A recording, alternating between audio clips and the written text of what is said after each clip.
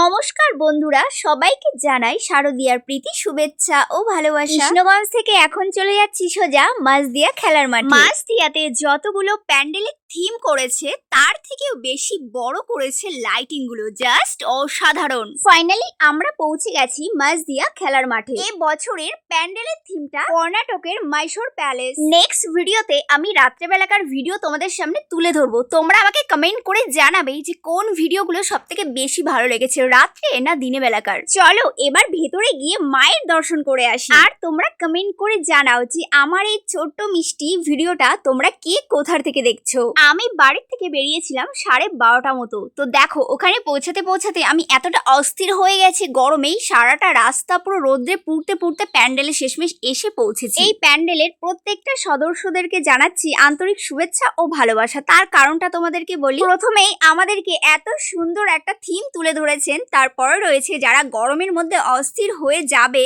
তাদের জন্য ফ্যানের ব্যবস্থা রয়েছে। আচ্ছা চলো টাটা, নেক্সট ভিডিওতে আমি পুরো মেলাটা তোমাদেরকে ঘুরে দেখাচ্ছি। Bye bye.